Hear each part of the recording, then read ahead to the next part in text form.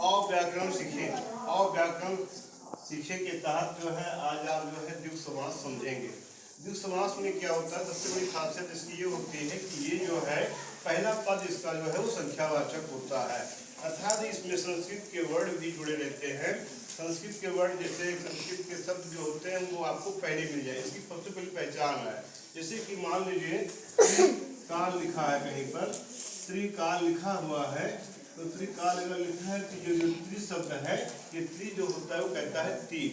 क्या कहता है? तीन। और आपको समझना क्या है कि हम जो है क्या होता है कि जैसे मान लीजिए कि अब क्या करते हैं कि पहला दूसरे समझिए, जो जिस समासिक पद में पहला पद जो है संख्यावाचक हो, जिस समासिक पद में पहला पद संख्यावाचक हो उसे हम द्विगु समास कहते हैं, है ना। एक बार बोलिए, जिस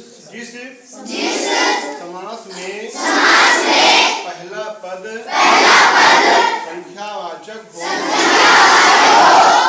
उसे हम द्विगु समास कहते हैं।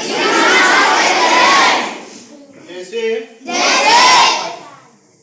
देखिए, ध्यान दीजिएगा, जैसे कहीं पे लिखा है चौराहा, चौराहा।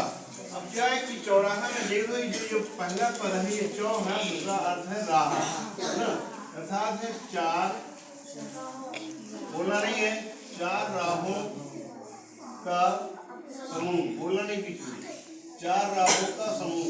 अब देखिए इसमें जब हम विग्रह कर रहे हैं तो पहला जो हमें वर्ड मिल रहा है वो आपका चार मिल रहा है। इस प्रकार से हमें देखते हैं जो पहला पद है वो आपकी गिनती है, अर्थात संख्यावाचक है। तो इसकी सबसे बड़ी पहचान ये होती है कि आपको जो है पहला पद ही संख्यावाचक मिल जाए। जैसे पहला पद संख्यावाचक मिले समझ जाओ कि ये द्विगु समास है। समास है।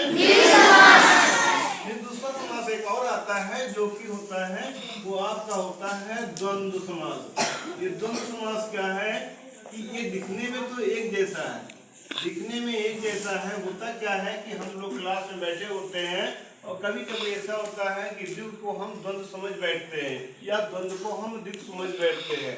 तो क्या होता है कि द्वंद्व में क्या है कि और शब्द का जो लोग जब इसका समासिक विग्रह करते हैं तो इसमें क्या होता है कि बीच में और शब्द लगाते हैं और इसका दोनों पद प्रधान होता है। इसका क्या होता है? कौन सा पद होता है? होता है। जैसे कि में कहीं पे लिखा है रात दिन, देखिए रात दिन ऐसे लिखा है, रात दिन, तो रात दिन इस तरह से लिखा है। देखिए पहले ही ये रात दिन ऐसे लिखा रहेगा और रात दिन जब लिखा बीच में डैश मिल जाएगा, जैसे ही डैश मिल जाए तो हम खुश हो जाओ, ये द्वंद्व समास। कौन समास है? क्योंकि पेपर में एक ही चीज पूछा जाएगा, या तो समास पूछेगा या तो समास विग्रह पूछेगा। तो समास विग्रह अगर पूछता है तो कहोगे इस डैश के बीच में जब विग्रह करेंगे तो इस डैश की जगह पर हम क्या करेंगे?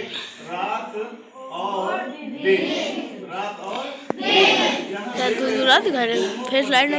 प्रधान बोला नहीं, दोनों पद क्या है? प्रधान। और जब इसको हम कहेंगे इसका समासिक पद बनाइए, रात और दिन का समासिक पद बनाइए तो रात दिन कहना, रात दिन। देखिए होता क्या है कि यहाँ पर भी बहुत ही बारीकी देखनी पड़ती है।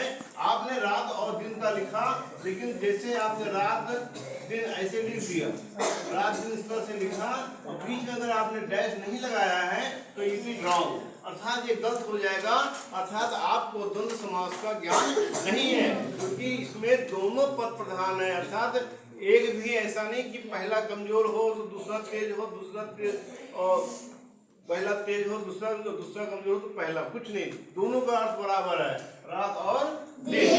एक उदाहरण और भी लेते हैं, जैसे मान लीजिए